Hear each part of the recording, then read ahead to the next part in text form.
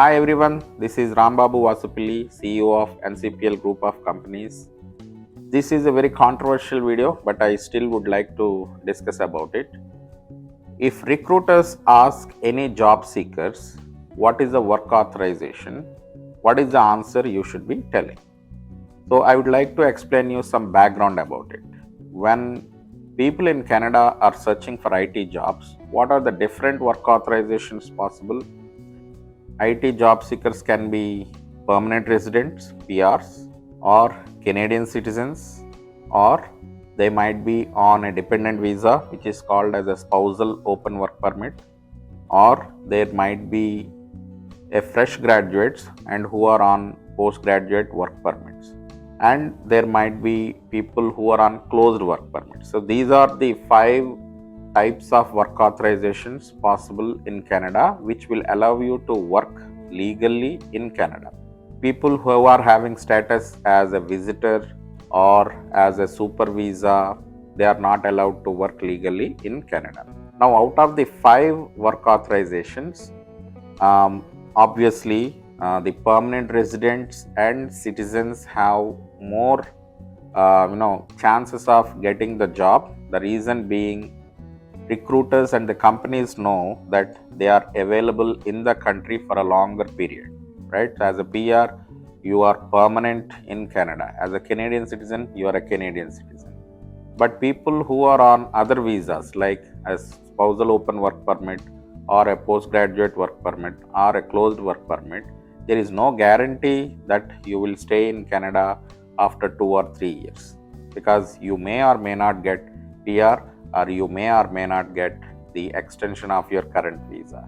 So recruiters and the companies feel that if they wanted to hire you for a longer period, they can't have a proper association with you because you have a temporary resident visas. Now let's say if you are on a PR or a Canadian citizen, you will obviously tell that I am a PR and I'm a Canadian citizen. So it's a no-brainer. But then if you are on a spousal open work permit or on a postgraduate work permit, if the recruiter asks you what is your work authorization, what you should say? Can you say you are on a postgraduate work permit, or can you say you are on a spousal open work permit? Let's assume you say you are on a SOWP or a PGWP. Then recruiters may or may not like it. The reason being, currently in Canada, there is a large influx of people coming into Canada as a permanent residents. Many people are becoming citizens, and many people are coming on the spousal open work permits and postgraduate work permits. So they have a large talent of pool of talent available in the market who are PRs and citizens. So when there is a huge pool of talent in PRs and citizens, why would they go for temporary residents like SOWPs or PGWPs, right? That is number one. Number two is, so currently there are a lot of scams. People who are outside Canada, they they tell that they are applying for a job in Canada, and then after all the interview process is done, they say they don't have any visa. So all the effort of recruiters is gone. Some people who are on visitor visa, they bluff that they are on a work permit, but when the offer is given, they don't have a SIN number or any work authorization status to give a job. And sometimes, people whose work permit is in progress, they also claim that they are on a work permit and all. So there are a lot of uncertainties, fraudulent activities, and a lot of lies from the non-work permit and work permit holders, because of which recruiters are losing confidence whether they should hire them or not, and they wanted to go for safest option, which is PRs or Canadian citizens.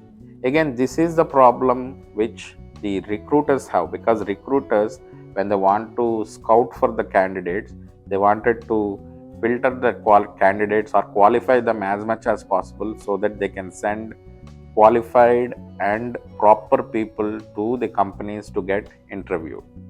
But for the companies, there is no such restriction. Companies would love to hire anybody. When I say companies, I mean end client. End client will not have any problem as long as the candidate is authorized to work in Canada. Based on my 2 points I mentioned, if you are on a PGWP and if you are on a SOWP, obviously the chances of you getting a call from the recruiter or an interview from the recruiter is very, very less because of the dynamics I explained to you. Now, what you should say? My suggestion would be, it's a kind of a hack which many people might not like it, but I would prefer to use this hack. When you are on a PGWP or an SOWP, even though you are on a PGWP and SOWP, tell them that you are a PR. Okay, because if you are a PR, then obviously they might not ask for any questions. But if you say you are on a PGWP or SOWP, they will say they like your profile, but they never come back because they don't want it to go for the PGWP and SOWP as the first option. They would like to go for PRs and Canadian citizens as the first option. So you are legally authorized to work, but you are saying instead of SOWP and PGWP, you are a PR just to step into the interview process. Now, if at all they ask you to send your PR card, what you should do, right? So if at all they ask you to send PR card, then you can say, I'm not comfortable sharing my personal information to you right now, but I would be glad to share that information to you during the offer stage. Some recruiters might agree, some recruiters might not agree.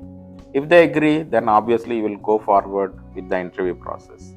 If they don't agree, then you will lose that opportunity to go for the next set of process. You are anyway going to lose that opportunity when you say you are on a PGWP or SOWP. The chances of recruiters agreeing for these two work permits is very, very less from whatever I am seeing right now in the market.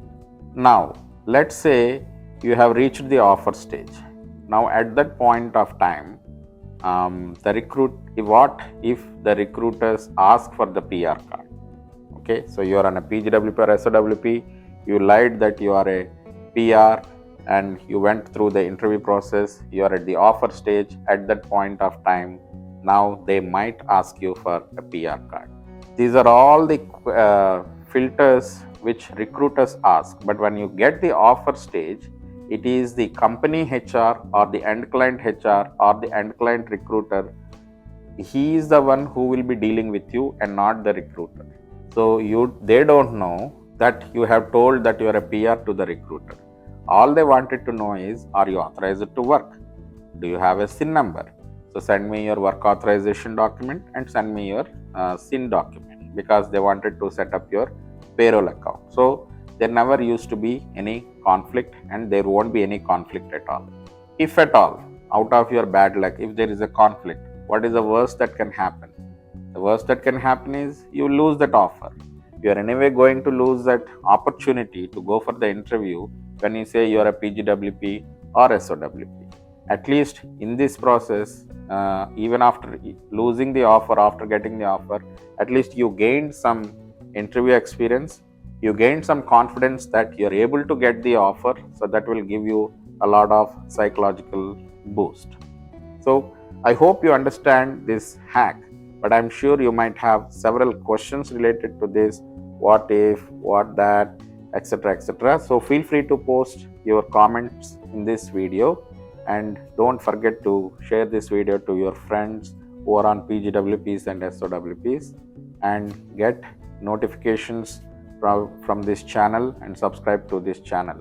And if you wanted to talk to me in detail, then I have given my calendar link in the video description. So feel free to set up an appointment and we can talk for 30-40 minutes and discuss about your career pathway. Thank you so much.